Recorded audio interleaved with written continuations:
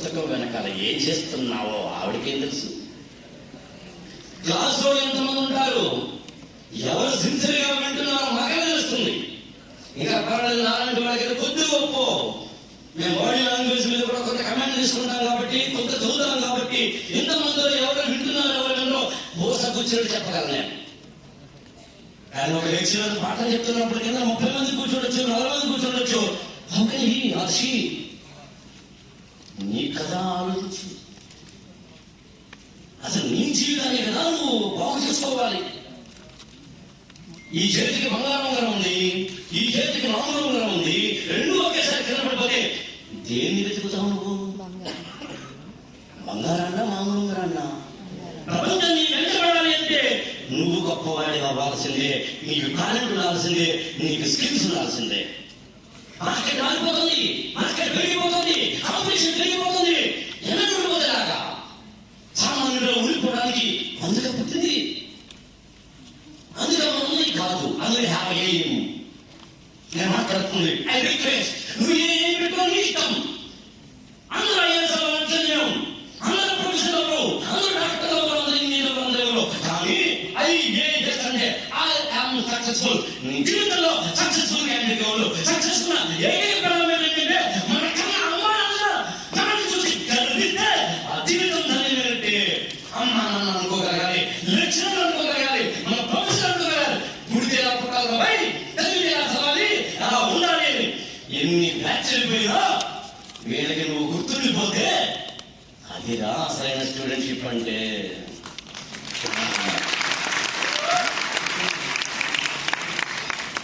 అందుకు చెబుతున్నాను, be alert and be disciplined. మరో సూత్రం అసలైంది, ఎక్కడ ఎలా బిహేవ్ చేయాలో తెలుసుకో, ఎక్కడ ఎలా ఉండాలో తెలుసుకో, ఎక్కడ ఏ విధంగా ఎవరితో మాట్లాడాలో తెలుసుకో. ఆడపోతే డ్రెస్సింగ్ కూడా, యూనిఫామ్ ఎందుకు ఉండాలి? అన్ని చోట్ల ఒకే విధంగా డ్రెస్ వేసుకోవడమే, అన్ని చోట్ల ఒకేలా ఉండద్దు, ఉండకూడదు. ఉండే మనిషి వాడు తెలుసుకో. దాన్ని బిహేవియర్ అంటారా, ఎటికెట్ అంటారా, ఏమనండి. Learn how to behave. Principal గారి రూమ్ లోకో లేదా మీ యొక్క HOD ఇతర ఎవరైనా వెళ్ళినప్పుడు మీ బాడీ లాంగ్వేజ్ వేరేగా ఉండాలి. అక్కడ వెళ్ళినప్పుడు మనకు తెలిసిందే, మే కమిన్ సార్ లేదా మే కమిన్ మ్యామ్ అంటున్నాం, అడిగి వెళ్తున్నాం, అంతేగాని కాదు నిలబడలేదు. మాట్లాడుతూ వాళ్ళతోటి మాట్లాడుతూ ఎలా నిలబడాలి తెలుసుకో, ఎలా కూర్చోవాలి తెలుసుకో, ఎలా బాడీ లాంగ్వేజ్ వాడాలి తెలుసుకో. How to behave.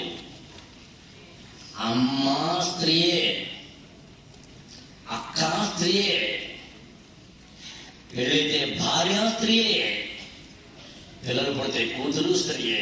శరీర నిర్మాణ పరంగా ఈ నలుగురు ఒకరే, కానీ నలుగురితో ఒకేలా బిహేవ్ చేయడం లేదు. మనం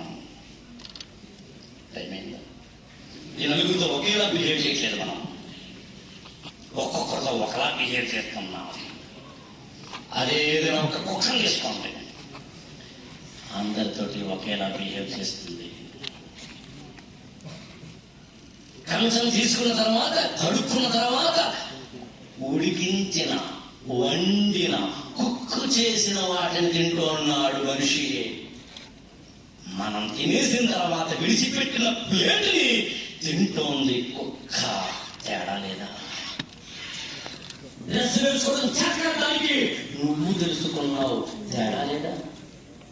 అమ్మ, అక్క, స్నేహితురాలు, కూతురు, భార్య ఒకే శరీర నిర్మాణం కలిగిన బిహేవియర్ మారుతోంది.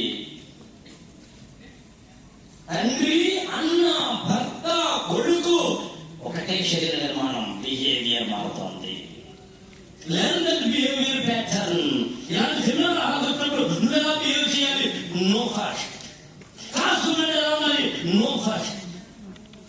క్లాస్ రూమ్ లో ఉన్నప్పుడు లెక్చరర్లను అవమానపరుస్తానో, జోకులు, నన్ను చెప్పిన టెంపుల్కి వెళ్ళినప్పుడు, మధ్యకి వెళ్ళినప్పుడు, చర్చికి వెళ్ళినప్పుడు నీ బిహేవియర్ మారాలి.